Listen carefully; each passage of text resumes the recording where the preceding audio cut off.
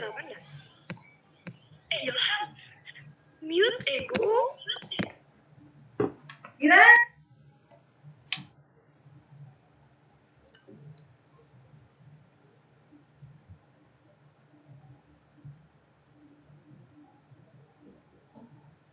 Ya, baik. Assalamualaikum warahmatullahi wabarakatuh. Waalaikumsalam Waalaikumsalam. Ya, jadi kita hari ini lanjutkan pembelajarannya yang pekan lalu ya anak-anak. Bagaimana nih kabarnya? Sudah mau siang apa masih semangat? Tadi sudah belajar dari pagi tadi ya. Apa masih semangat nih? Kita mau lanjut lagi nih pelajaran turunan hidrokarbon. Ya. Sambil menunggu teman-temannya ya. Ini sudah ada 27, sudah sekitar 20-an ya partisipannya. Saya mulai saja kalau begitu ya. Saya juga izin merecord juga ya. Jadi hari ini kita langsung mulai saja.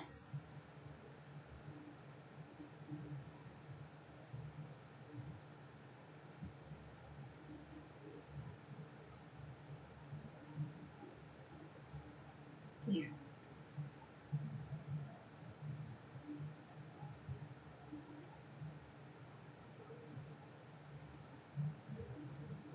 Ya, kemarin kita sudah belajar apa saja kemarin? Sudah belajar semuanya ya. Kita sudah belajar mulai dari haloalkana sampai ester ya. Jadi sudah lengkap ya. Nah, sekarang kita mau belajar nih isomer-isomer dari mereka-mereka itu. Kemudian juga kita juga mau belajar bagaimana cara mengujinya bila kita misalnya punya nih, diberikan larutan. Dikatakan dia senyawa hidrokarbon, tapi kita tidak tahu dia gugus apa gitu. Nah, ini kita sekarang mau belajar bagaimana cara mengetahuinya gitu ya. Kita mau belajar. Nah, jadi sebentar aja.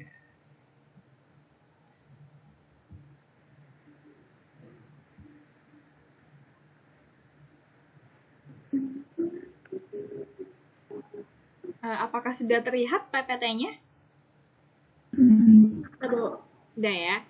Sudah. Jadi kita mulai saja ya pembelajaran hari ini. Jadi hari ini tujuannya itu kita supaya kalian bisa membedakan ya, bisa membedakan beberapa jenis isomer ini ya, dan juga bisa menentukan isomer dari beberapa senyawa turunan hidrokarbon gitu. Kemudian juga diharapkan juga kalian juga bisa menganalisis gitu ya, atau mengidentifikasi gugus-gugus fungsional berdasarkan dari hasil percobaan. Nah, sebelumnya kita akan mulai mengingat kembali dulu nih, supaya ingat lagi nih, kita refresh lagi. Jadi kita ulangi lagi, kemarin kita sudah belajar definisi dari senyawa turunan hidrokarbon. Ya, jadi definisinya itu bahwa adalah senyawa hidrokarbon yang satu atau beberapa atom hidrogennya itu diganti atau disubstitusi dengan gugus fungsi tertentu. Nah, gugus fungsi itu apa sih gitu kan? Gugus fungsi itu kalau kita ingat kembali, nah jadi gugus fungsi itu bisa berupa atom atau sekelompok atom dalam molekul yang punya sifat khas masing-masing. Jadi misalnya gugus fungsi alkohol itu beda sifatnya dengan gugus fungsi eter. Tapi kalau yang sama-sama punya gugus fungsi alkohol, sifatnya biasanya serupa atau mirip, gitu ya. Sudah ingat kembali ya. Nah, untuk tata nama juga seperti biasa, tentukan gugus fungsinya, tentukan rantai induk yang kepanjangnya ya, kemudian tentukan nomornya dan susun namanya sesuai abjad. Gitu. Nah, untuk mengingat kembali juga, jadi kita sudah bisa ya menamai haloalkana. Jadi caranya sama seperti nama golongannya saja gitu. Jadi nama halogennya di sini dijadikan misalnya kloro gitu ya. Kloro, kemudian alkananya adalah misalnya butana. Berarti diklorobutana gitu. Ya. Atau misalnya bromo. Berarti kalau di sini ada di nomor 4 ya. Kemudian kloronya ada di nomor 2. Berarti 4 bromo, 2 klorobutana. Nah, jangan lupa prioritasnya juga. Bahwa prioritasnya adalah Cl lebih kecil nomornya daripada yang Br. Kemudian alkohol. atau alkanol ya. Kita namakan saja, tinggal kita tambahkan ol nih untuk pengantar terpanjangnya. Nah, ini yang terpanjang ada 4, berarti butanol gitu ya. Nah, ini kita hitung sebagai cabang. Berarti di nomor yang paling kecil OH-nya ini. Bukan nomor 3, tapi nomor 2. Kita prioritaskan gitu ya. Ya, nah kemudian alkoksialkana atau ether. Untuk yang terikat dengan O tapi dia lebih pendek cabangnya, berarti jadikan alkoksi. Nah, yang cabangnya lebih panjang, kita jadikan sebagai alkana. Nah, jadi kita hitung ini sebagai seperti cabang. Jadi dia di nomor berapa nih? Oh, nomor 4. Berarti dia 4 etoksi. Nah, karena ada metil dan etil, kita susun juga sesuai abjad ya. Sehingga seperti ini. Nah, kemudian pekan lalu ini kita juga sudah belajar tentang alkanal atau aldehid dan alkanon atau keton. Sama-sama gugus karbonil. Jadi gugus karbonil itu yang gugus ini nih, yang CO ini. CO ini, nah itu kalau aldehid bedanya dia pasti di ujung. Dan dia mengikat, salah satunya mengikat hidrogen. Tapi kalau alkanon, nah ini atom C karbonilnya dua-duanya mengikat alkil gitu. Nah, jadi itu bedanya. Kemudian kita juga belajar asam alkanoat atau asam karboksilat. Dan juga alkil alkanoat. Nah, kalau asam alkanoat kita namakannya asam. Nah, kita namakan hitung dari sini. Dari C karbonil ini kita hitung nomor 1. Jadi kalau misalnya ini asam, nah ini nomor 3 cabangnya berarti 3 metil alkanoat. Nah, gimana kalau alkil alkanoat? Nah, tinggal kita ganti. Kata asam ini kita ganti dengan nama alkil gitu. Nah, yang kita jadikan alkil adalah yang terikat langsung dengan O. Sedangkan yang terikat dengan C karbonil kita jadikan sebagai alkanoatnya, tapi C-nya dihitung gitu ya. Nah, kemudian kita kemarin sudah belajar semua ini ya. Nah, sekarang kita mau belajar isomernya nih. Jadi, dalam turunan hidrokarbon itu ada isomer-isomer juga gitu. Jadi kan kalau di kelas 11 mungkin kan masih ingat nih, pernah belajar hidrokarbon ya kan?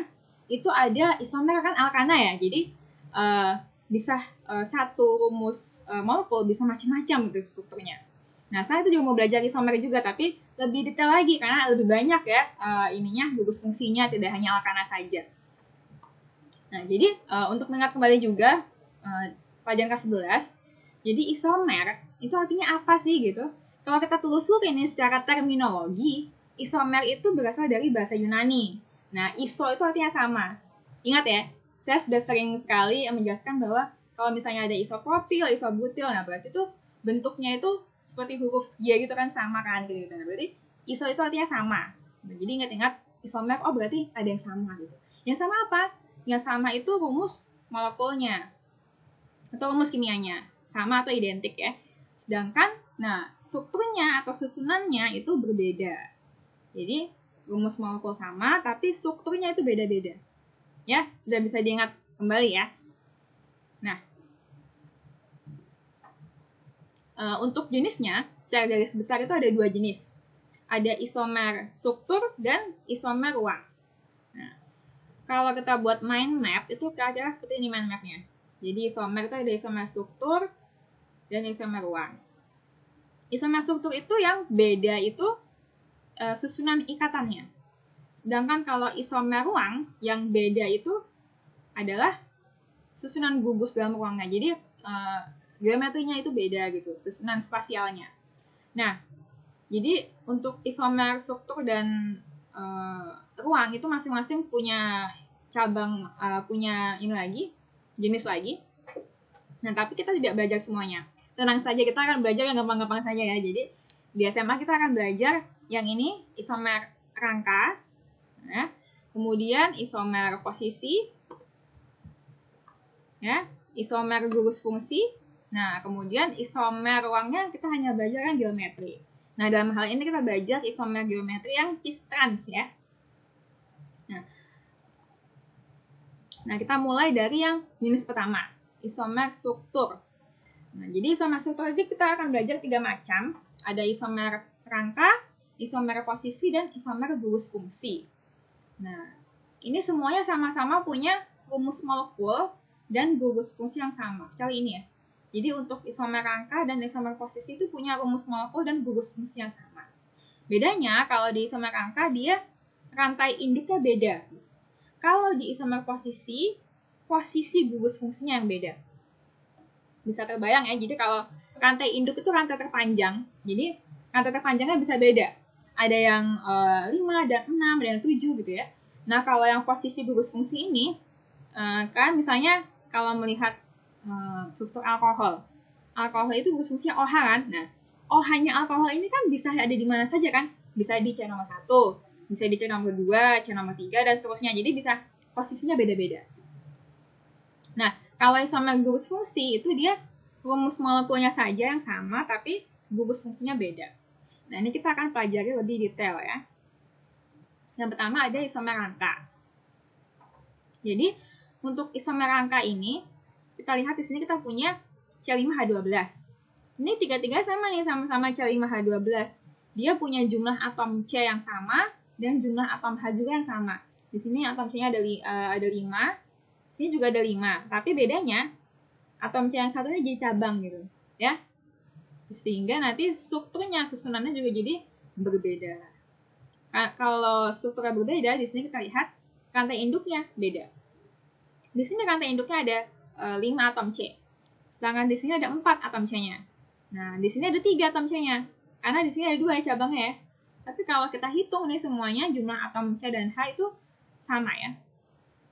Jadi kira-kira seperti itu untuk isomer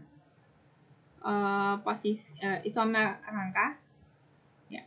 Nah, kalau strukturnya beda, pasti tata namanya juga berbeda ya. Misalnya ini kan lurus saja. Ya, berarti dia pentana. Nah, kalau ada cabangnya sini, ingat-ingat ya, alkana gimana cara menamakannya, berarti 2-metil butana. Nah, ini contoh untuk yang alkana ya. Nah, sedangkan kalau kita masuk ke contoh yang alkohol. Nah, ini anggap saja ini ada hanya ya, karena saya screenshot. Jadi, ini CH3 yang di ujung, yang di tengah ini CH2 gitu ya. Ini juga CH3 gitu ya. Nah, di sini kita lihat, kita punya rumus molekul yang sama nih. Sama-sama C7H16O semua. Tapi beda-beda strukturnya kan. Nah, di sini rantai induknya tuh hanya lurus saja. Sedangkan di sini rantai induknya itu bercabang 1 di sini. Sedangkan yang ini cabangnya ada 2 gitu. Ya. Sehingga di sini otomatis penamaannya pun juga jadi berbeda gitu ya. Nah, kalau dari sini nih, ini kan kita punya 3 isomer ya. Kira-kira ada yang bisa berpendapat apakah dia masih ada, kita masih bisa nggak mengutak-ngatik lagi supaya terbentuk isomer yang keempat atau dan seterusnya gitu. Coba silakan yang mau berpendapat, apakah kita masih bisa dari sini kita utak-atik lagi strukturnya jadi lebih macam-macam lagi, atau sudah sampai sini saja? Boleh silakan berpendapat. Ayo, siapa yang mau coba?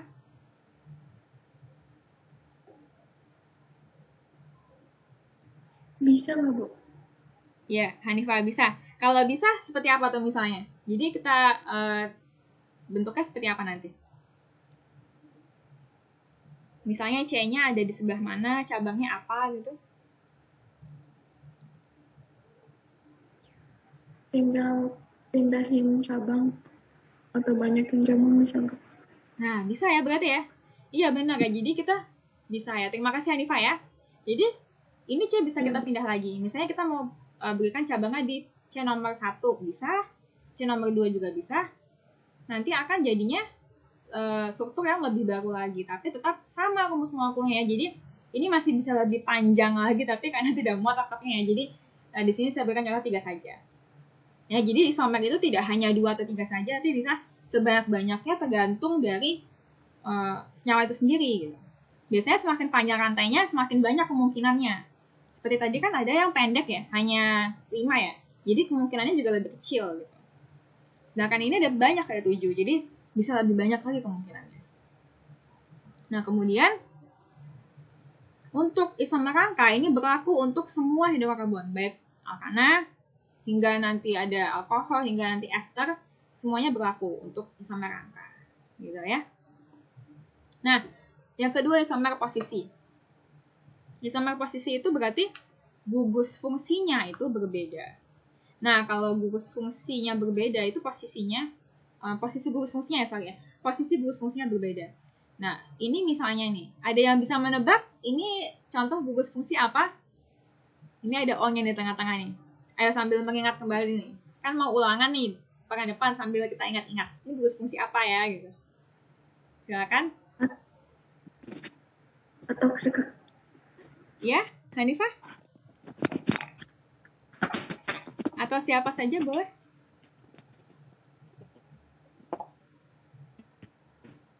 Coba gantian yang lain nih, saya mau dengar suara yang lain nih. Ya? Tania? Ether Kak. Oh, Ether. Koaksial kanan. Ah ya, ini siapa yang bicara? Oh, Fitri ya? Iya. Oke, terima kasih Fitri. Jadi ya, ini koaksial kana ya atau ether. Bisa dikenali dari gugus O-nya ini ya. Nah, ether itu seperti kita ketahui, dia bisa ada di mana aja O-nya. Jadi kalau yang ini nih contohnya, dia di sini yang di kiri itu metoksi, yang di kanan ada 5 nih, pentana. Atau bisa juga yang di kiri 2, di kanan 4. Atau di kiri 3, kanan 3 gitu. Tapi intinya, semua ini punya rumus molekul yang sama. Hanya posisi gugus fungsinya ini, posisi O-nya ini beda-beda. Ya kan ya? Jadi kira-kira seperti itu untuk isomer posisi. Nah, misalnya juga ada haloalkana. Misalnya kita punya kloropropana nih.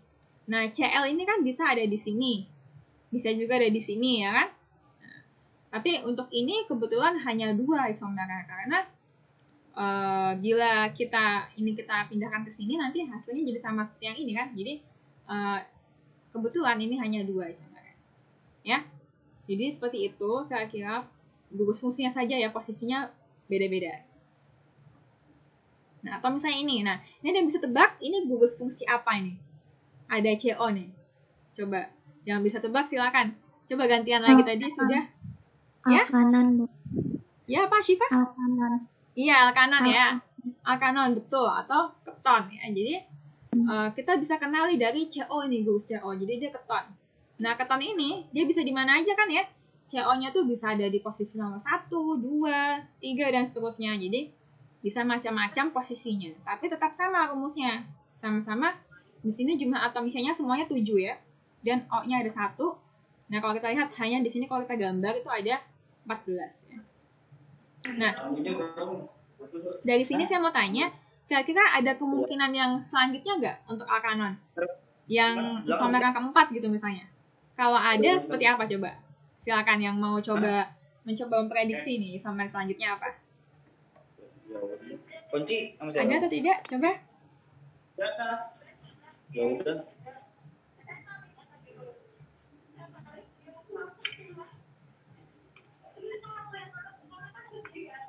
Bisa jadi 5 heptanon ya, Kak? Nah, bisa juga ya. Jadi, posisi si gugus karbonil dari alkanon ini bisa kita ada di mana? Tapi sayangnya, kalau 5 heptanon jadinya sama seperti yang ini dong. Iya, sama kayak 3. Jadi, meskipun sepertinya bisa gitu ya, tapi ketika kita balik gitu ya, sama aja seperti yang ini. Nah, jadi kita mainkan di sini apa? Mainkan sudah habis ya, untuk isomer posisi sudah selesai. Tapi kalau isomer rantai ya, mungkin masih bisa. Tapi itu misalnya dengan mengubah posisi C-nya nih, misalnya kita jadikan yang ini cabang di sini. Gitu. Tapi itu jadinya isomer yang tadi yang rantai. Kalau isomer posisi sepertinya sudah cukup ya, karena kalau kita geser lagi jadinya sama seperti yang ini. Nah, tapi bisa juga kalau CO-nya ini, ya sudah. 3 berarti ya. Berarti tidak bisa lagi ya. Karena seperti itu. Nah, kalau ini sama posisi, apakah dia bisa bila diberlakukan untuk semua senyawa hidrokarbon? Kalau memang nggak bisa, apa yang nggak bisa dan kenapa? Ada yang mau coba prediksi kenapa dia bisa atau nggak bisa untuk semua hidrokarbon? Atau mungkin yang sudah baca PDF-nya pasti tahu nih, ya sudah baca. Bisa atau enggak nih, sama posisi. Tadi ada kan, yang nggak bisa, Kak. Iya, ada yang nggak bisa, apa tuh yang nggak bisa? Yang nggak bisa itu aldehida sama asam karboksilat. Nah, betul sekali. Aldehida sama asam karboksilat. Nah, mengapa nggak bisa? Coba, ada yang mau memberikan alasannya? Mengapa nggak bisa aldehid sama asam karboksilat? Karena dia gugusnya selalu di ujung. Jadi hitungannya sama aja. Nah, ya betul banget ya. Jadi, kita lihat di sini rumusnya gugus aldehid itu selalu ada di ujung. Begitupun dengan gugus asam karboksilat, selalu ada di ujung. Sedangkan kalau isomer posisi itu dia harus ada posisi gugus yang berbeda-beda, bisa di ujung, tengah. Nah, sedangkan ini nggak bisa tengah-tengah kan, harus di ujung. Karena dia harus mengikat H nih ujungnya, nggak boleh C. Ini juga harus mengikat OH, nggak boleh C juga. Jadi nggak bisa ya. Nah, karena itu mereka nggak bisa punya isomer posisi. Ya. Nah, selanjutnya kita punya isomer gugus fungsi. Nah, kalau ini kita punya rumus molekulnya sama, tapi gugus fungsinya beda. Nah, ini lebih simpel lagi. Jadi, kita punya rumus molekul nih sama-sama C3H6O, tapi bentukannya nih gugus fungsinya beda tuh. Yang ini aldehid, yang ini keton, ya kan ya? Beda ya. Tapi bisa sama ya rumus molekulnya ya. Nah, ini secara nggak sadar, ini kita kemarin sebenarnya sudah sedikit pelajari loh. Jadi kemarin itu kan kita kalau belajar senyawa turunan hidrokarbon, kita belajarnya sepasang-sepasang ya. Kemarin ada aldehid sama keton, kemudian ada juga asam karboksilat dengan ester, sepasang juga. Nah, mereka itu sepasang-sepasang ini adalah pasangan isomer gugus fungsi gitu. Nah, pertanyaannya, apakah isomer gugus fungsi ini bisa berlaku untuk semua senyawa turunan hidrokarbon? Kalau tadi kan isomer rantai bisa, isomer posisi ada 2 yang nggak bisa. Nah, kalau ini bisa nggak? Dan mengapa nggak bisa? Tidak, Kak. Ya? Nggak bisa ya? Tidak, Bu. Iya, yang nggak bisa di mana? Yang tidak bisa itu untuk senyawa hidrokarbon yang apa?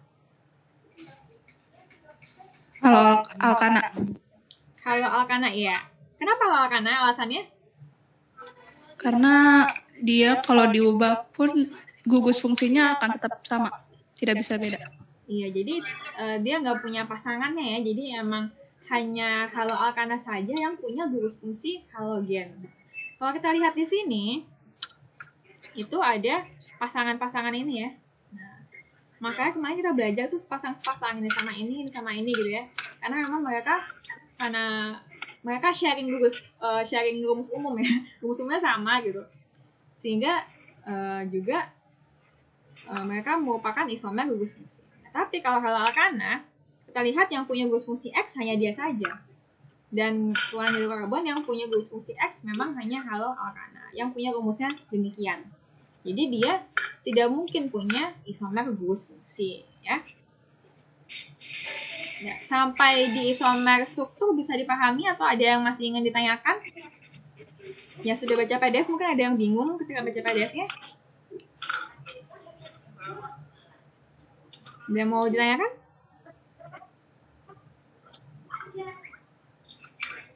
Atau sudah nih saya lanjut ya? Nanti kalau mau ditanyakan bisa nanti di akhir ya nanti kalau mau nanya. Ya, jadi kita sekarang masuk ke isomer ruang. Jadi kalau di isomer struktur kita punya perbedaan struktur. Nah, kalau di isomer ruang itu kita bukan beda struktur lagi, tapi beda perbedaan susunan gugus dalam ruang gitu. Jadi secara spasial itu berbeda gitu. Ya. Nah, supaya lebih jelas kita coba lihat. Kita akan belajar isomer geometri yang cis-trans ya. Jadi sebenarnya isomer geometri itu ada lagi yang lain, tapi kita ya sama ini kita hanya belajar cis-trans saja ya, yang gampang aja. Nah, jadi ciri-ciri isomer cis-trans itu pertama, dia punya perbedaan tatanan spasial. Jadi kalau secara spasial secara 3 dimensi itu dia punya perbedaan. Nah, yang kedua, biasanya hanya terjadi pada molekul yang punya kemampuan rotasi terbatas. Tahu kan rotasi ya? Jadi misalnya ini atom, kalau bisa berotasi kan dia begini. Kalau dia nggak bisa berotasi ya berarti dia rigid, dia kaku nggak bisa berotasi. Nah, untuk yang nggak bisa berotasi atau yang terbatas, nah itu biasanya punya isomer cis-trans. Nah, yang ketiga itu biasanya melibatkan ikatan rangkap. Nah, kenapa sih? Penjelasannya bagaimana gitu kan? Kalau kita lihat di sini, itu ada alkana. Ini halo alkana ya, jadi yang hijau ini kita anggap klorin ya. Di sini dia punya berlawanan, di sini dia searah. Nah, ini isomer atau bukan gitu kan? Nah, untuk membuktikannya, kita sekarang coba kita main pastiin sebentar ya. Jadi kita mau coba di sini pakai kita modelkan pakai plastisin. Jadi ini saya punya atom karbon yang biru ini, biru kehitaman ini atom karbon ya. Kelihatan kan ya? Kalau tidak kelihatan bisa di sticker view saja zoomnya. Kalau ingin diperbesar, Kelihatan, Bu. kelihatan ya. Kelihatan. Nah, yang kuning ini yang kuning ini atom hidrogen. Yang oranye ini dia halogen. Tadi bisa Cl, bisa Br gitu ya. Nah, sekarang saya pingin bikin haloalkana tapi atom C-nya 2. Jadi saya mau sambungkan dia dengan yang lain. Dengan yang lain gitu ya. Sini saya mau sambungkan. Ya, jadi seperti ini. Nah, kita lihat di sini apakah dia bisa berotasi gitu ya. Kalau kita lihat ini kan rangkap 1 ya. Kalau kita rotasi, bisa kan ya? Ya, ini bisa kita putar ya. Dan kalau diputar dia nggak patah ikatannya ya. Dia bisa kita putar, dan kalau kita putar jadinya bisa terbalik gini ya. Iya nggak? Kelihatan ya? Jadi ini bisa kita putar-putar, bisa kita rotasi. Nah, ini yang dibilang tadi bisa dirotasi. Nah, sekarang pertanyaannya, bagaimana bila tadi karbonnya itu antara 2 karbon tadi kita jadikannya rangkap 2 seperti ini. Nah, kalau kita punya rangkap 2 kan seperti ini ya. Terlihat ya, ini rangkap 2. Ya, karbonnya rangkap 2. Ini kita punya 2 halogen di sini, pink dan hijau. Coba kita rotasi, bisa nggak nih? Nggak bisa ya, jadinya melintir ya jadinya ya. Nggak bisa dirotasi karena dia rangkap 2, jadi nggak bisa dirotasi. Kalau kita mau bikin molekul yang sebaliknya, yang berlawanannya itu, yang kita pingin hijaunya di atas nih, mau nggak mau kita harus bikin model baru. Caranya gimana? Caranya kita bongkar lagi, kita bikin lagi dari awal model yang baru gitu ya. Jadinya bukan dirotasi dong, jadinya kita bikin baru. Kalau bikin baru berarti ini senyawa yang berbeda kan? Senyawa yang baru. Kalau senyawa yang berbeda artinya apa? Itu isomer gitu ya. Jadi untuk ikatan rangkap 2 dia nggak bisa dirotasi. Jadi nah, sekarang saya mau share screen lagi. Kita lanjutkan lagi. Nah, ini sudah terlihat PPT-nya? Sudah, Bu. Oke. Nah, jadi kita lanjutkan. Tadi ini kita sudah peragakan ya pakai plastisin tadi yang haloalkana. Jadi ini rangkap 1 tadi kita bisa rotasi, ya kan? Hanya dengan merotasi kita bisa dapatkan yang satu di atas, satu di bawah gitu. Tapi kan kita hanya merotasi dari satu molekul yang sama kan. Jadi meskipun kita putar-putar dia hanya ya tetap molekul itu saja gitu kan. Tapi nah, di yang rangkap 1 itu dia punya kemampuan rotasi yang tidak terbatas. Dia bisa muter-muter gitu. Jadi posisinya bisa berubah-ubah. Jadi itu kalau kita punya molekul ini dan ini, keduanya ini adalah molekul yang sama, sehingga dia bukan isomer gitu. Ya. Keduanya hanya sama-sama molekul yang sama. Karena kita bisa mengubah strukturnya hanya dengan memutarnya. Tapi kalau double ikatan rangkap tadi ya, pas kita putar itu melintir ya tadi ya, bahkan mau patah di lidinya ya. Nah, itu berarti nggak bisa kita putar. Kalau untuk senyawa yang ikatan rangkap, kalau ingin kita membentuk yang baru nih, struktur yang baru, mau nggak mau kita harus bikin ulang, dirombak lagi ya kan, bikin model yang baru. Kalau kita bikin model yang baru, berarti itu adalah senyawa yang baru kan. Kalau senyawa yang baru berarti ada 2 senyawa berbeda, ya kan? Nah, ini berarti ciri-cirinya nih. Kalau ada 2 senyawa berbeda, berarti dia itu isomer gitu ya. Nah, jadi untuk bisa mengubah molekul yang ini tadi menjadi seperti ini, mau nggak mau kita harus bikin dari awal. Kita harus ada senyawa yang baru. Sehingga, nah, itulah yang dinamakan isomer. Jadi ini isomer cis trans. Jadi isomer cis trans itu hanya berlaku pada yang ikatannya rangkap 2, gitu ya. Nah, sekarang apa itu isomer cis trans? Nah, ini barangkali sudah belajar ya waktu kelas 11. Kita di sini mengingat kembali saja. Jadi kalau trans itu ya tadi yang posisinya tadi di sini berlawanan ya. Tadi yang seperti ini tadi. Yang ini tadi ya. Ini berlawanan ya. Hijau di atas, yang pink di bawah. Jadi gugus yang gugus yang besar ini berlawanan ya. Nah, tapi kalau yang cis itu dia ada di dalam posisi yang sama-sama di bawah atau bisa sama-sama di atas gitu ya. Jadi kalau kita tulis penamaannya, kita beri nama sini trans atau cis gitu ya. Ya. Nah, contoh lainnya misalnya tadi kan ada haloalkena ya. Jadi tadi itu ini namanya haloalkena. Jadi dia seperti haloalkana tapi rangkap 2 gitu. Jadi di sini atom hidrogennya ada yang kekurangan sehingga menjadi rangkap 2. Nah, jadi ada yang baru ya. Jadi haloalkena itu seperti ini. Nah, tapi ada juga kita bisa pakai alkena saja.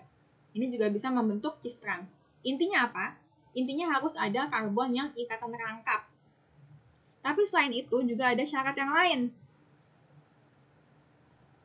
Ada syarat lain. Nah, kalau yang ini bagaimana? Apakah dia juga isomer atau tidak? Coba ada yang bisa menebaknya? Ini isomer cis trans juga atau bukan? Silakan. Bukan. Bukan. Kenapa bukan? Alasannya apa? Ya?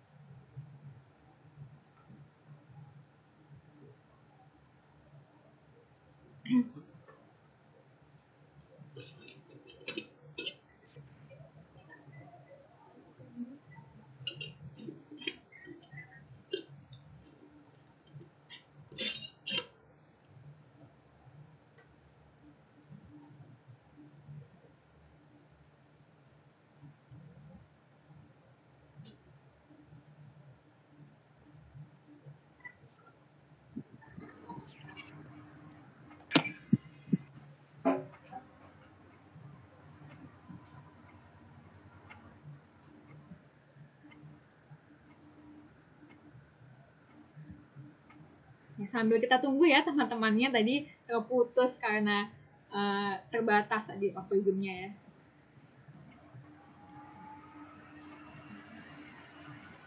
Masih 16-an ya.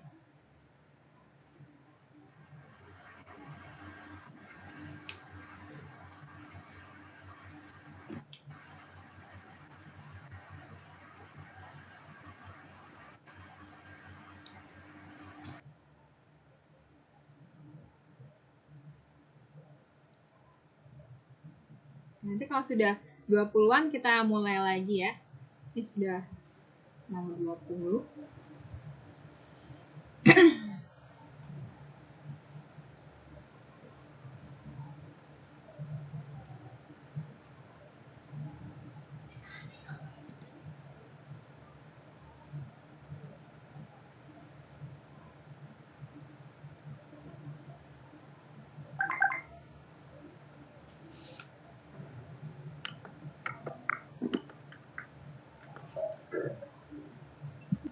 Ya, sudah ada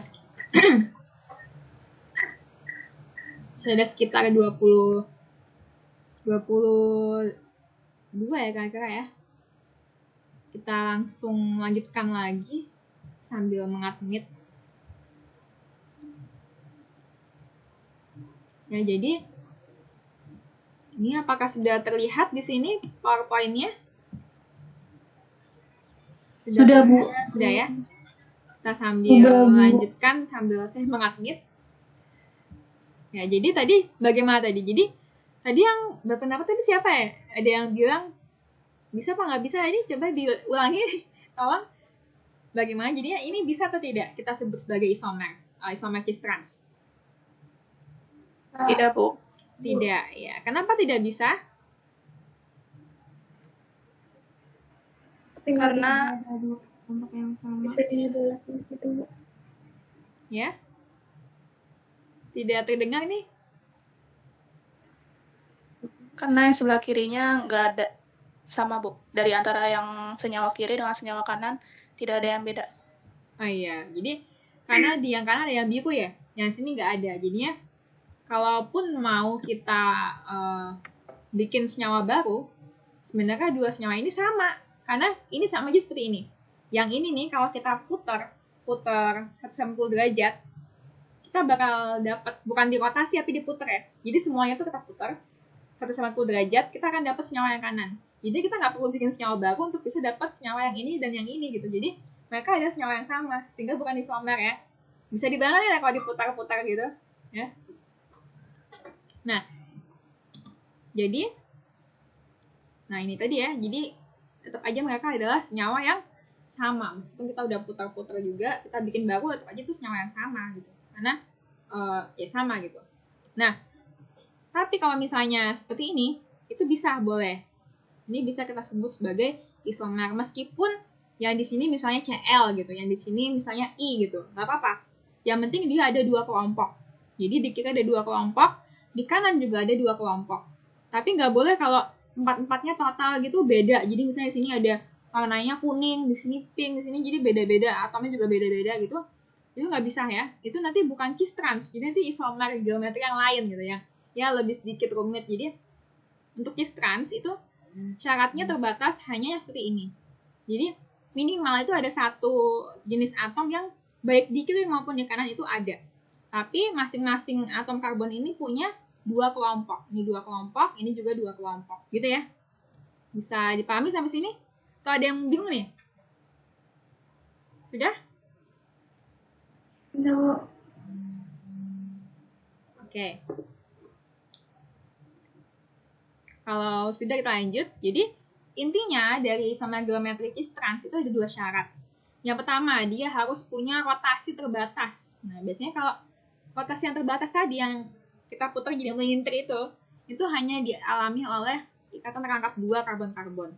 Gitu. Ya. Nah, syarat yang kedua itu dia harus ada dua kelompok yang berbeda di ujung kiri dan ujung kanan. Tapi masing-masing kelompok itu minimal ada satu atom yang dia itu ada di kiri maupun di kanan gitu ya. Seperti gambarnya tadi itu. Kira-kira seperti itu. Nah, sekarang ini kita mau mulai masuk di uji identifikasi gugus fungsi. Nah, jadi di sini kita akan belajar bagaimana kita bisa menebak nih. Kita akan seperti main detektif-detektifan nih jadinya. Ada diberikan sampel tidak dikenal, hanya diketahui ini pokoknya ini senyawa hidrokarbon gitu, tapi nggak tahu ini apa gitu. Nah, kita bakal menyelidiki ini kira-kira apa nih, alkohol, ether atau aldehid gitu. Caranya apa? Dengan kita uji identifikasi gugus fungsi gitu ya. Nah, jadi ada sedikit video introduction di YouTube. Kita coba lihat bareng-bareng ya. Kita lihat bersama-sama. Ya masih loading ya ini internetnya. Kita lihat bagaimana.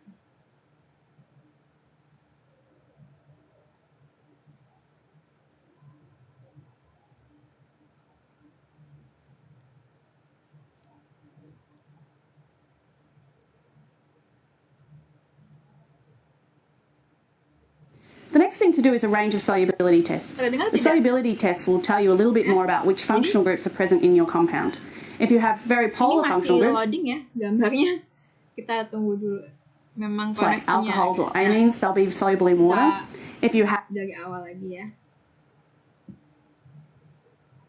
Nah, jadi kita ini jadi untuk the next thing to do is a range menguji of solubility senyawa tests. gugus The solubility tests will tell you a little bit more about which bisa functional groups macam-macam are present in caranya. your compound. If you have very Cara polar paling simpel functional tuh dengan groups like pelarutan. alcohols or Jadi amines, sini they'll be dibayangkan soluble in water. If you have macam-macam acids, pelarutannya they'll be gitu. Jadi soluble in bases. And seperti if you kita have pernah bases, pelajari ya they'll be soluble bahwa in acids. Ether itu Many punya organic perbedaan compounds aren't larutan dengan soluble at all, alkohol. however. Alkohol lebih mudah larut Quite dalam often it's air difficult to daripada see ether. if two clear liquids are dissolving or not. Larut yang So lainnya look lagi for nih. mixing lines Dari like kelakutan these kita ones bisa that you deteksi see juga here. itu Even if termasuk all of the senyawa substance apa. doesn't dissolve, the presence of Tapi these mixing sayangnya, lines will tell you that it's at least partially soluble. Ini saat lagi melarutkan ya ini If seperti you ini think you ya. have an amine because of the Tapi previous sayangnya tests that you've done, kelakutan saja don't nggak put it cukup into karena ada concentrated beberapa sulfuric acid gugus because a fungsi yang violent punya reaction will kelakutan yang occur. sama. Nah, When you've jadi completed the physical cara lain tests, adalah the dengan Lassane's test, reaksi, the flame reaksi test, kimia ini ya, and the solubility bisa test, dengan you should have a pretty uji good idea nyala about what functional groups atau and what dengan elements are pengendapan present atau in dengan your uji compound. warna. Jadi kita At this point, reaksikan have a look dengan at the reaksi spectra. yang membentuk The warna. infrared Jadi spectra will tell you nanti about bisa which membedakan. Nah kalau functional ini groups are present. dengan Don't just instrumentasi, look for jadi what's kalau present, but instrumentasi also itu look for lebih what's not susah ya. present, Jadi because this ini can tell you a lot dengan about the instrumen structure of your canggih, alat compound. canggih, kita The bahkan second bisa spectrum to look at is the mengetahui mass spec. This will senyawanya, tell you the C-nya ada molecular weight berapa, of your H-nya ada compound. berapa, And the molecular bahkan weight, fungsi together alkohol with the itu melting semua point or tahu. boiling point that you Jadi did tidak earlier, hanya sekedar tahu will ini tell you gugus a lot apa, tapi about bisa which tahu compound you detail have. gugus The senyawanya third apa. spectra that you should look Ya, at is an tapi di NMR SMA spectra. tenang aja kita nggak The belajar itu. NMR Jadi kita spectrum will hanya tell you belajar about yang the actual structure of your identifikasi yang compound. gugus You'll be able to tell, fungsi for dengan example, if you have a reaksi primary kimia or a tadi ya, secondary dengan amine. yang bisa You can membentuk confirm the warna presence tadi, of ya. functional groups using some colorimetric. Jadi kira-kira seperti itu. Nah kemudian yang pertama kita pelajari dulu dari uji ketidakjenuhan. Jadi kalau kalian ingat-ingat waktu kelas 11 nih belajar hidrokarbon itu ada hidrokarbon jenuh dan tak jenuh ya, ingat kan? Ingat nggak? Ya. Nah hidrokarbon yang dibilang jenuh itu adalah alkana, sedangkan yang tak jenuh itu alkena dan alkuna. Jadi yang jenuh itu yang hanya punya rangkap 1 gitu. Kalau dia punya rangkap 2 itu berarti, atau rangkap 3 itu berarti dibilang tak jenuh. Kan juga mungkin sering dengar kalau misalnya kalian beli minyak, mentega, atau mungkin makanan gitu ya, suka ada di komposisi nilai gizinya gitu. Oh ini mengandung lemak tak jenuh ya. Atau misalnya lemak jenuh. Nah itu sebenarnya jenuh tak jenuh itu maksudnya ikatan rangkap gitu maksudnya ya. Nah jadi cara menelitinya itu bisa 2 cara. Bisa dengan uji bromin dan uji Bayer. Nah kalau uji bromin ini sebenarnya nggak hanya bromin saja ya, kalian bisa kok kalau misalnya mau pakai iodin bisa. Kalau kalian mau di rumah mau coba sendiri bisa, misalnya mau coba kalian mentega nih atau enggak minyak, kan mau tahu ini minyak saya tuh jenuh atau nggak jenuh ya gitu, katanya kan yang nggak jenuh tuh lebih baik untuk kesehatan katanya. Nah saya diuji nih coba minyak itu kalian uji dengan bisa menggunakan iodin. Nah iodin ini bisa didapatkan dari obat luka, misalnya betadin lah gitu ya.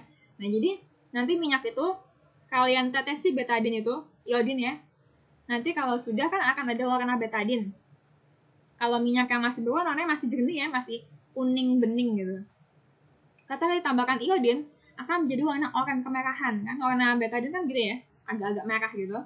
Nah itu nanti kalau dia punya ikatan rangkap, beberapa saat kemudian akan berubah lagi menjadi warna minyak yang awalnya.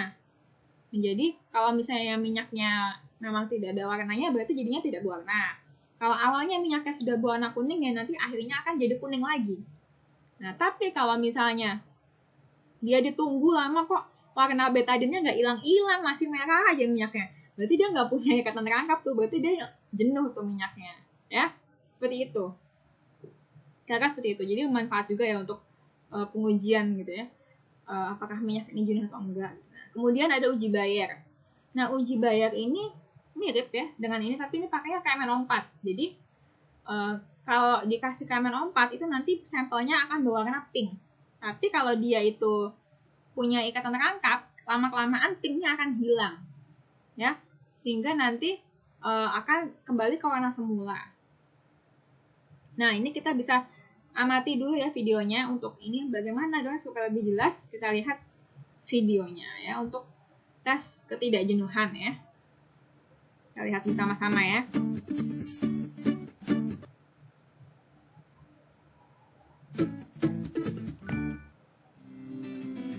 Tests for unsaturation. In organic chemistry, the aim here is to detect the presence of unsaturation in an organic compound using some simple tests. They are bromine water test, Bayer's test, bromin ya. Dan ada bromine Bayer. water test. Materials Jadi, required: kita harus mempersiapkan saturated dulu and unsaturated organic Ini compounds sampelnya. in 2 test tubes A and B, bromine water, kemudian air bromin, and air bromin. dropper. Nah, sudah Procedure: saja. Take a Langsung small kita quantity of tekan. bromine water dalam using the sampel. dropper.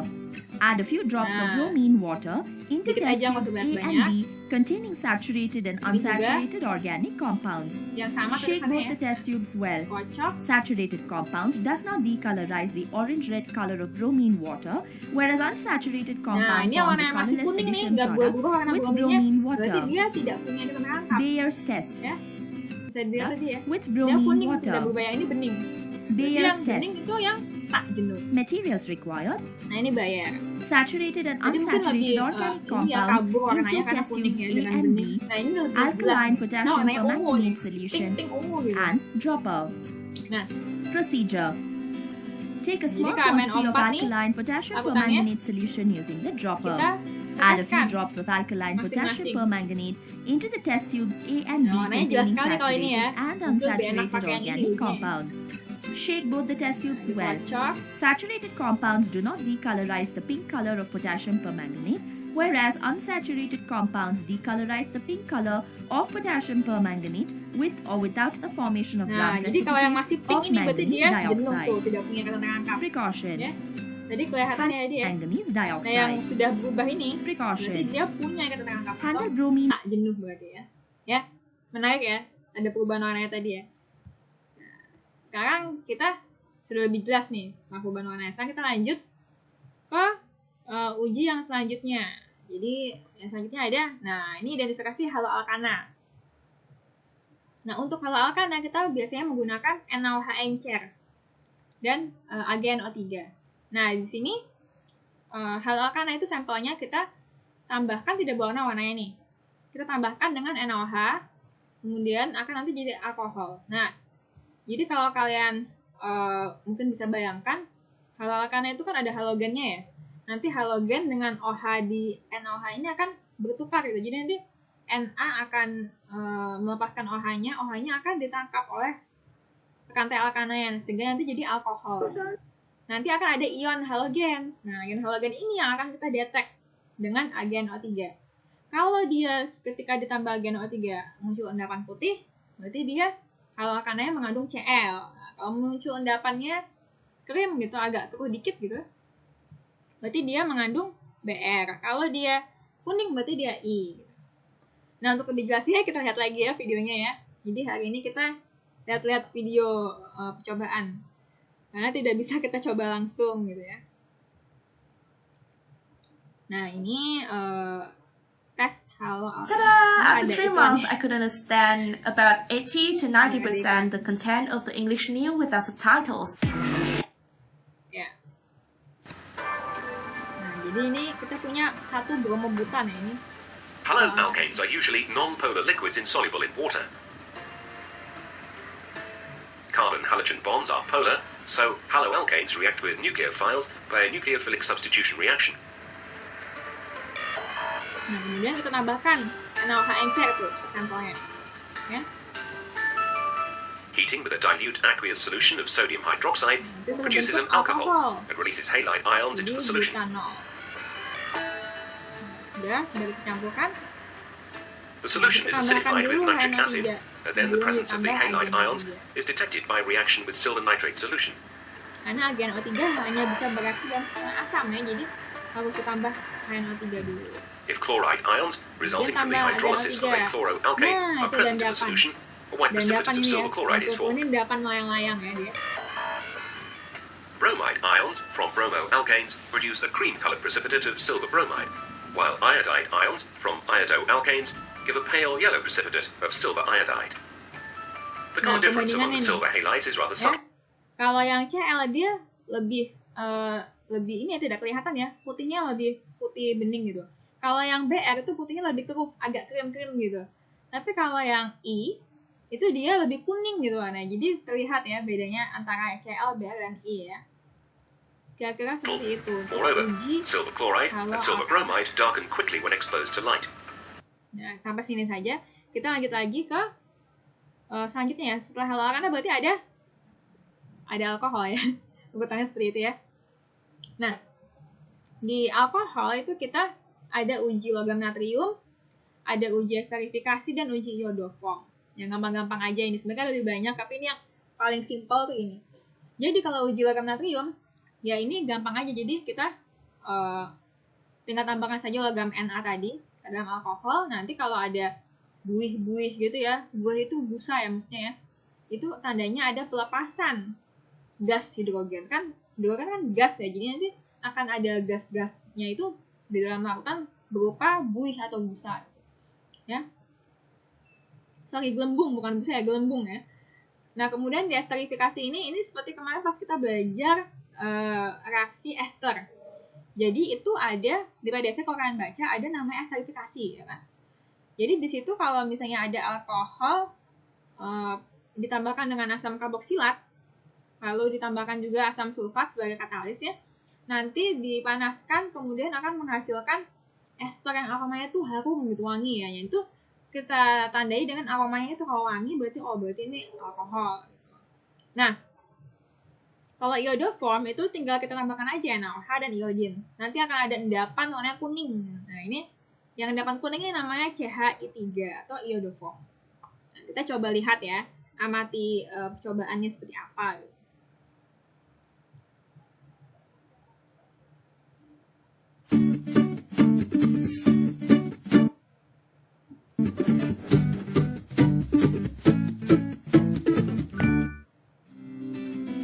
Tests for alcohols.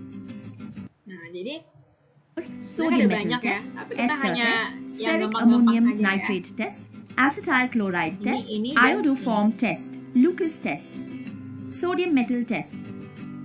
Materials required: organic compound, anhydrous calcium sulfate, sodium metal, test tubes, funnel, filter papers, spatula, and forceps.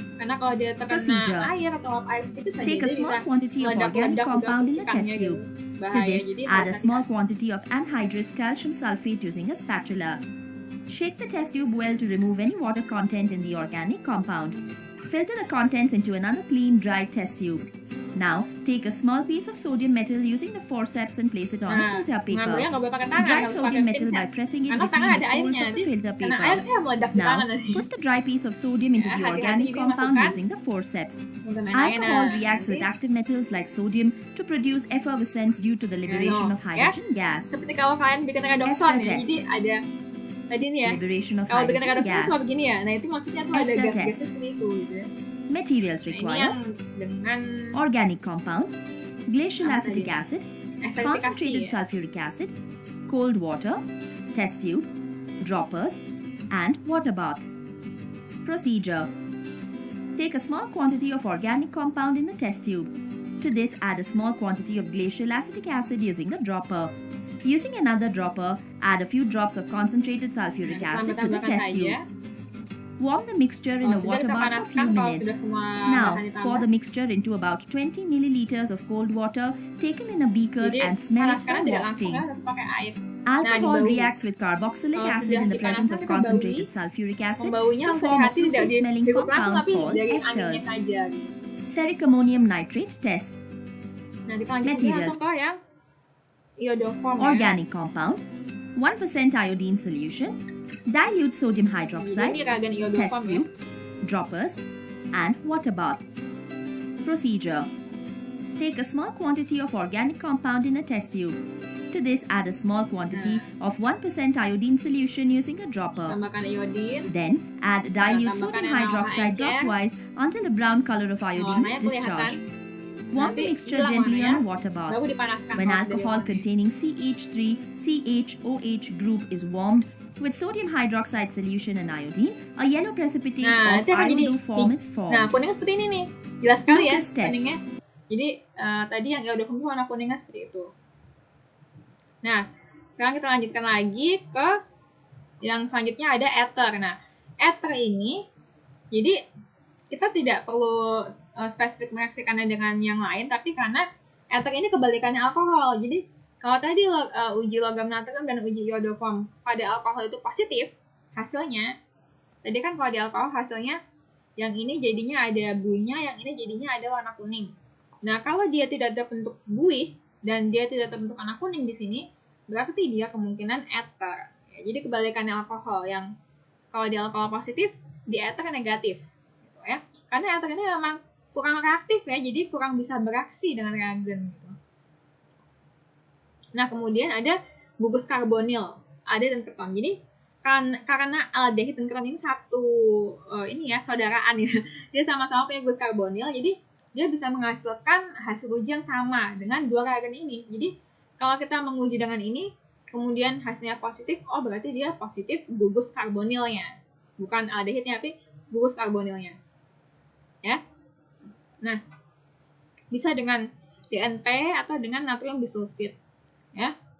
Tapi kalau misalnya kita sudah dapat positif nih, nah kita mau tahu nih, ini gugus karbonilnya aldehid atau keton gitu kan. Jadi kita akan lebih detail dengan cara uji Tollens dan uji Fehling. Nah, kalau di aldehid dengan uji Tollens dan uji Fehling itu positif. Positif artinya di uji Tollens dia akan menghasilkan cermin perak. Kalau di uji Fehling, aldehid akan menghasilkan endapan merah bata. Sedangkan kalau di keton, dia tidak bereaksi, sehingga nanti tidak ada tuh warna cermin perak, tidak ada juga warna merah bata. Jadi ini kebalikannya aldehid gitu ya. Nah, kenapa sih kita harus pertama uji karbonil dulu? Karena kalau untuk uji Tollens langsung itu ada yang bukan gugus karbonil, tapi dia memberikan positif pada uji Tollens. Jadi nanti jadinya bingung ini apa gitu kan. Jadi kita konfirmasi dulu dengan ini, baru lebih detail lagi kita konfirmasi dengan ini. Kita lihat dulu ya ininya, cobaannya ya. Ini pasti menarik nih perubahan warnanya nih. Karena dia ada warna-warna birunya gitu ya. Warnanya mencolok sekali. Coba kita lihat ya.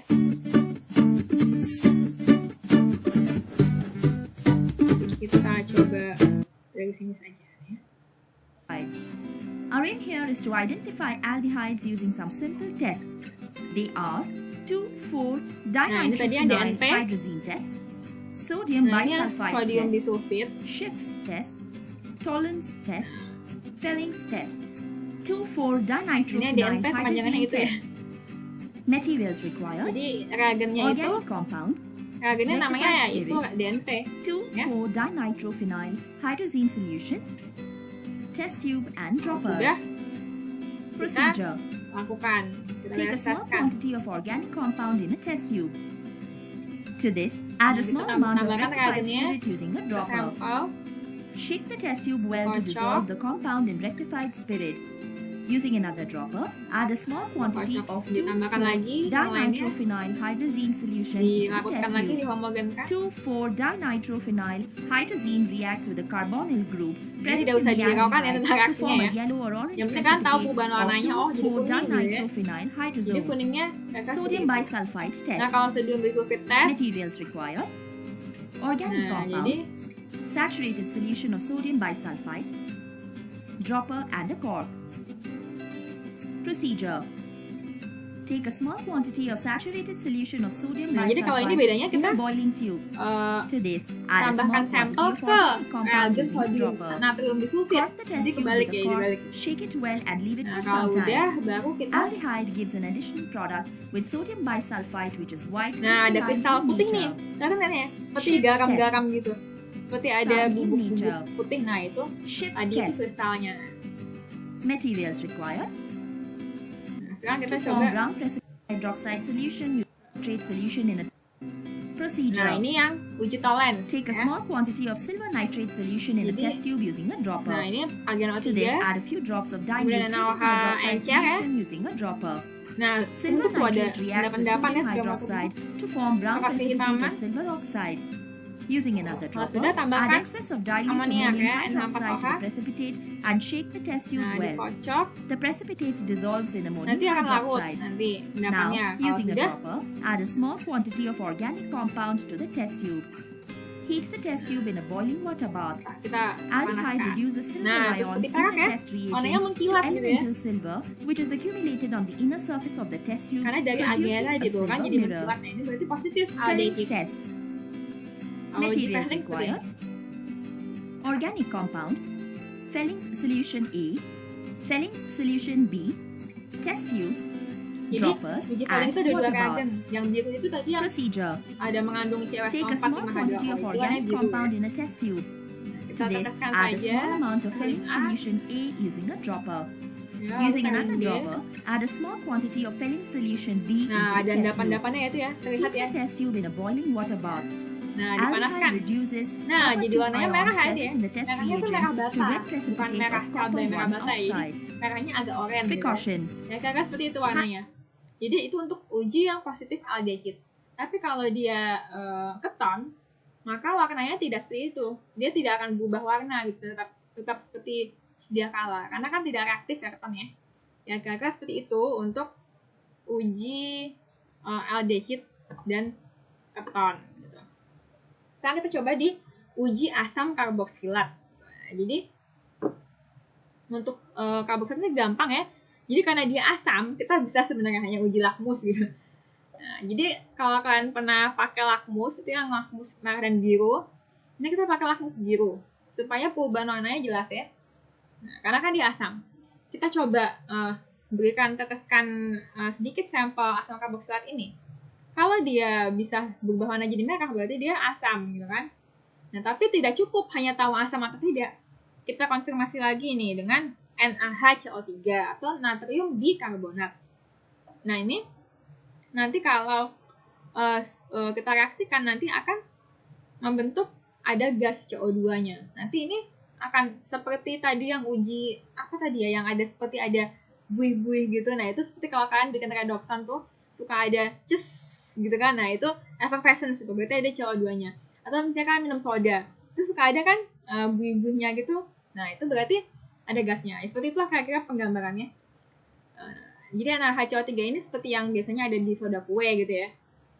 Karena dia kan bisa melepaskan CO2 untuk mengembang roti gitu kan. Nah, bisa juga kita lakukan uji esterifikasi. Jadi seperti alkohol tadi caranya, tapi karena ini asam karboksilat, jadi kita tambahkannya alkohol, terus kita berikan asam sulfat, nanti kita baui. Habis kita baui, kalau baunya wangi berarti dia mengandung ester. Nah, kita coba dulu ya, kita amati videonya. Video ini yang menarik nih, yang ini videonya. Nah,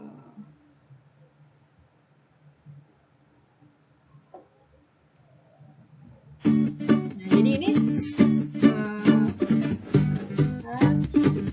Compounds containing the carboxyl functional group. Our aim here is to identify carboxylic acids using some simple tests. They are litmus test, sodium bicarbonate test, ester test. Litmus test. Ini gampang ya untuk Materials lakmus required. ya. Tinggal di Organic compounds, lakmus saja. moist blue litmus paper, and dropper. Procedure. Take a small quantity of organic compound using a dropper. Put 1 or 2 drops of the compound onto the moist blue litmus paper. Benar, ini asam karboksilat ya. Carboxylic acid turns blue litmus red, indicating it is acidic in nature. Sodium bicarbonate test. Materials required. Organic compound, Kan bisa kalau sodium mau coba di rumah pakai bicarbonate, soda kue juga bisa. test tube, Suka nih and karena soda spatula. kue bisa tuh seperti itu nanti. Procedure. Akan hasilnya seperti Take a ini small mirip. quantity of organic asam compound in a karboksilat. test tube. Dikasih soda Using a kue. spatula, Soda kue itu add a NaHCO3. small quantity of Nah, sodium kita mau coba di bicarbonate to rumah. the compound. Carboxylic acid reacts with sodium bicarbonate to produce carbon Nah, itu tuh. dioxide gas, which Seperti appears kalau bikin as brisk redoxon ya, ada effervescence. gelembung-gelembung buih gitu. Ester test. Nah, ini esterifikasi. Sama seperti yang tadi. Materials required. Alkohol. Tapi Organic dibalik saja compound, ini ditambah ethyl alkohol. alcohol, concentrated sulfuric acid, distilled water, test tube, droppers, and water Nanti for kalau organic sudah- compound in a test tube. Using a Ya, dropper, kira-kira add seperti itu ya. Jadi, untuk yang uji asam karboksilat, kira-kira seperti itu. Nah, kemudian kita lanjutkan ya, di uji ester sekarang. Jadi, untuk uji ester ini, bisa kita lakukan dengan menambahkan NaOH dan indikator PP. Jadi, ketika kita tambahkan indikator PP, ini kan seperti kalau kalian titrasi itu loh. Kan pakai indikator PP ya. Indikator PP ini, dia kalau misalnya dalam ada keberadaan basa, dia akan menjadi warna pink kan gitu. Nah, indikator PP ini akan bisa berinteraksi dengan esternya ini. Nanti kalau misalnya kita panaskan, dia akan hilang warna pinknya. Itu adanya ada ester di situ. Kalau untuk percobaannya nih, kita coba amati dulu ya bagaimana gitu perubahan warnanya. Jadi ini cukup sederhana ya, simple untuk ester ini.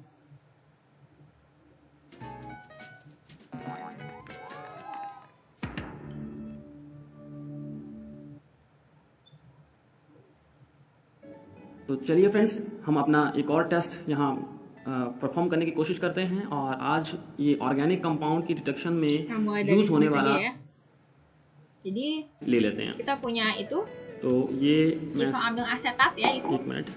alkyl alkanoat juga, तो ester. ये with the help of test tube holder Kita हमने tambahkan. एक boiling Nah, harusnya kita teteskan aja, jangan langsung tuang gitu लिया ya. है, और इसके अंदर सैंपल जो Teteskan है saja. ऐड कर रहा हूँ। ये देखिएगा आपके सामने, ये है एसीटेट, Nah, kalau sudah और kita tambahkan. As a indicator use होता Nah, है। indikator PP ya. फिनोल्फेथलीन ये Dia देखिए sebagai as a penunjuk indicator use होता warnanya. है। तो इसमें मैं फिनोल्फेथलीन गिवन सैंपल में Nah, kemudian ऐड कर रहा हूँ। itu diteteskan. ये 1-2 ड्रॉपलेट मैंने डाल लिया, Nah, एक से sedikit ज़्यादा होगी। saja. देखते हैं क्या Dikocok-kocok. होता है। Kalau sudah, और kita इसके tambahkan बाद NaOH encer. Sample sodium hydroxide का सॉल्यूशन का। तो देखते हैं सोडियम हाइड्रोक्साइड को भी इस टेस्ट ट्यूब में। Nanti akan ada warna pink nih. Nah, langsung terlihat ya warna pinknya ya. और पिंक कलर अपीयरेंस इंडिकेट करता है, ये देखिएगा बिल्कुल pink colour. With the help of यहाँ मैं लाइटर से हीट Sekarang करूँगा, kita panaskan. ये देखिएगा, और इसका कलर डिसअपियर होगा, आप ध्यान से Nah, वॉच करें। kita didihkan. इसको हीट करने के लिए कहा था स्टीम में, उसी स्टीम को Dan मैं ternyata follow कर रहा हूँ। lama-lama dia bisa hilang ya warna Displace pinknya ya. हो गया, ये देखिए। Jadi hilang ya. बहुत Nah, ज़्यादा itu गर्म करने की भी जरूरत नहीं पड़ी, itulah yang uji ester itu ya. Jadi nanti warna pinknya jadi और बहुत एक इंटरेस्टिंग सा ya. Kira-kira seperti itu untuk uji yang ester.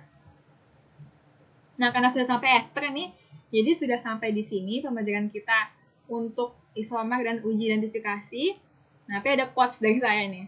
Kita kan sudah melihat banyak percobaan tadi ya, percobaan-percobaan. Nah, sebenarnya kehidupan itu juga sebuah eksperimen, percobaan gitu. Jadi, ayo uji hipotesisnya, jangan langsung bilang tidak bisa kalau belum mencoba gitu. Jadi intinya itu. Karena hidup kita ada eksperimen, jadi kita harus mencoba gitu. Mencoba dulu, coba dulu, dilakukan dulu gitu. Baru nanti bilang bisa atau tidak bisanya.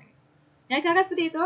Untuk pembelajaran hari ini hanya sampai di sini karena sudah selesai ya. Jadi ini turunan hidrokarbon kita sudah selesai. Insya Allah minggu depan mau ada penilaian harian ya. Jadi dipersiapkan untuk posternya dikerjakan ya. Jangan lupa untuk progresnya poster sampai mana nih? Progres poster.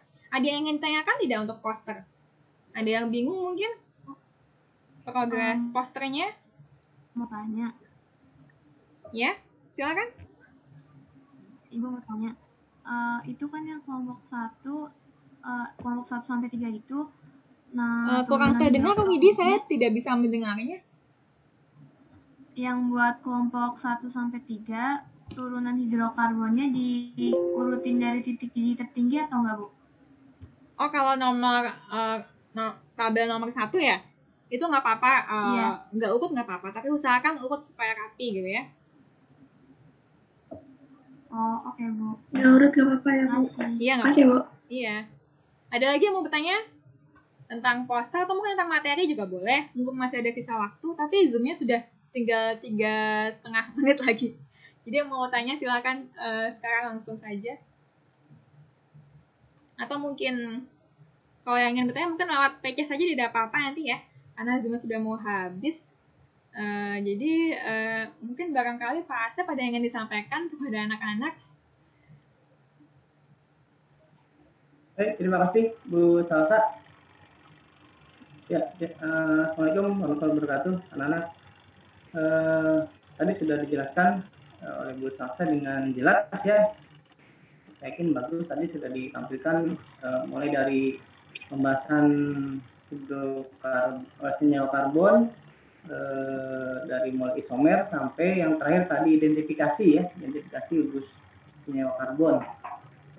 Minggu depan silakan disiapkan untuk penilaian harian, tidak menggunakan SIMAK lagi karena mulai tanggal 15 itu SIMAK sudah tidak ada lagi. Dinas tidak memperpanjang MOU dengan SIMAK, jadi nanti Bapak buatkan di Google Form atau di yang lain lah, nanti disiapkan dulu ya untuk minggu depan, siap-siap untuk belajar mengenai materi senyawa karbon. Kemudian tugas yang belum selesai silahkan dikirim, karena nanti ada laporan tengah semester, jadi supaya nanti nilainya tidak kurang dari nilai yang di kelas 11 ya. Ini kan nilai terakhir untuk nanti jalur undangan, jadi silakan disiapkan semuanya tugas-tugas yang belum segera dikirimkan. Ya, itu saja Bu Sarta, terima kasih. Ya, karena ini kita pembelajaran sudah selesai sampai sini, juga Zoom sudah mau habis. Bu Mutila, terima kasih. Iya. Nah, Bu Mutila, terima kasih sudah gabung lagi. Iya, terima kasih Bu Musila. Ya, jadi terima kasih pada Bu Musila dan juga Pak Asep untuk hari ini juga. Terima kasih kepada anak-anak, semuanya sudah hadir ya, sudah semangat semuanya. Kalau begitu, karena pembelajaran sudah mau sudah selesai ya, jadi saya izin mengakhiri pembelajaran hari ini. Wassalamualaikum warahmatullahi wabarakatuh. Waalaikumsalam warahmatullahi wabarakatuh. Makasih Bu, makasih Pak. Waalaikumsalam warahmatullahi wabarakatuh. Makasih Bu. Makasih.